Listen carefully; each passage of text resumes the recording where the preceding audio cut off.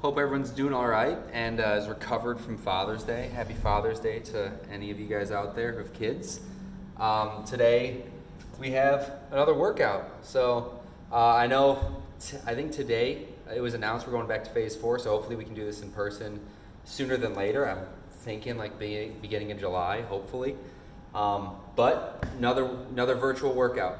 So I want you guys to start with 90s, some hip flexor stretching. Anything that's tight, sore, or tender on you, I basically just want you taking 5 to 10 minutes and just stretching it out a little bit. Then we're going to get into our warm-up. So we're going to do 2 rounds of this first chunk of exercises. So an asymmetrical squat. I want 10 of those per position, and I'll show you both of those. We have 20 skaters, 8 single leg reaches per side, and then 10 push-ups. All right, so you're just going to go through that 2 times, and then you can grab some water and get ready for the working set. I'll show you the warm-up to start with though. So asymmetrical squat. I want you to start in squat position, and then you're going to take a step back like this. So my back heel is off the ground, and the toe is slightly pointed out, but my body, my hips, and this front leg are all facing forward. So you're going to go down and back up. So you can see this is kind of in the middle of it's a combination of taking a knee and a regular squat. So I want 10 squats here, always keeping a little bit more weight on this front foot. So 10 on this side, and then we're gonna go 10 on the other side, doing the same thing. Basically just bulletproofing the hips, the knees, and the ankles, getting them strong in any kind of position we throw at it, right? Then we have 20 skaters. This one, you guys all know, just going side to side. And I want 20 total, 10 each way. Then we're gonna go single leg reaches. So from the side, remember, initiate with the heel, reach the arms forward, get as long as you can, and then back up. So when you do this, you're trying to keep the hips facing the floor, or the belt buckle. So when I go down, I'm trying to keep the hips closed. I don't wanna go down with that open hip. All right, so 8 on one side, 8 on the other. And then the last one is just a push-up. So whether that's push-ups on the hands or the knees or a combination of the two, I just want 10 push-ups from the floor. And then you'll run it back one more time all the way through. And then you can grab some water and you're done with the warm-up. So after that, I'm hoping your heart rate's up a little bit, maybe you have a little bit of a sweat going, and then we're gonna go into our working sets. So we have 25 minutes, just like normal. I want you to go through this many times as you can in that 25 minutes. So our first one, we have a curtsy lunge, then it's 20 total. A shoulder tap to sit back. This is a newer movement. I want 10 of these. Side to side squat, another newer movement, 20 total of these. Single arm shoulder press, and then a side plank with a reach. All right.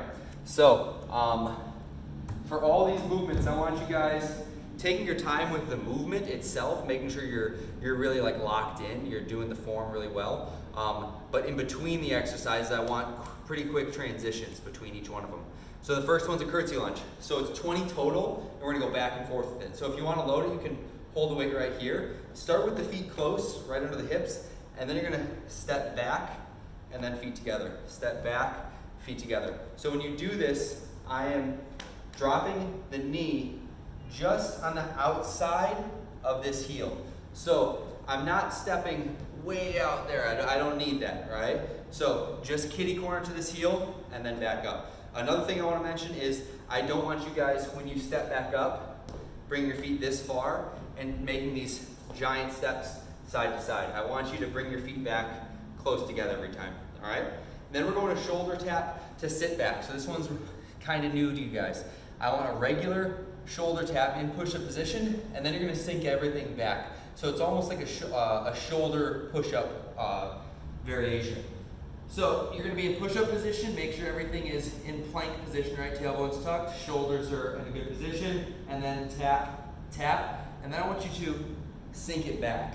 So the best way to describe this is you're not sinking the whole body up. So I want the knees to bend. The best way for me to think of it is the knees don't move. Pushing my butt back without letting the knees get any higher from the floor, all right? So it's tap, tap, sink it back. That's gonna be 1. I want 10 total of those. Third movement is going to be a side-to-side squat. So you can treat this 2 ways. You can treat this as more of a cardio move or more of a strength move. So if you want to do more of the cardio move, it's going to be start with the feet together, and then I want you to squat and then hop side to side. So basically I'm always replacing this foot. I'm hopping and switching the foot, hopping and switching the foot. Now if you want to treat this more as a strength move, hold the weight right under the chin, squat, and then step. And you're going to alternate which direction you're stepping. So this is going to be 20 total, or 10 to each direction. Our fourth movement is going to be a single arm shoulder press.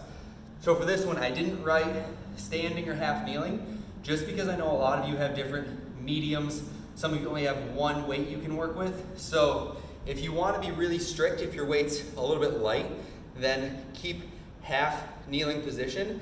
I want 10 on one side, 10 on the other. Now if your weight's a little heavier, then you can stand up and you can use a little bit of that leg drive to get it up when you get tired, all right? So either way, either form, I want 10 per side. And just like most things go, I want you guys to start with your non-dominant side. Basically just, you have more gas in the tank at the beginning of the round, so you may as well spend that effort on the side that's a little weaker. And then our fifth movement is going to be a side plank with reach. So you're just gonna be in a forearm side plank.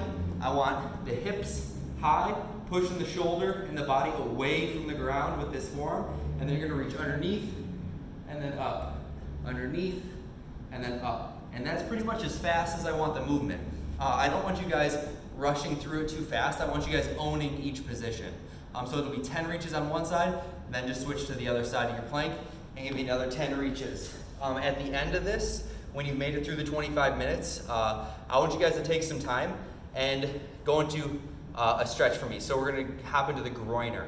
A lot of us will spend time on the glutes, on the quads, on the hamstrings, but we neglect here.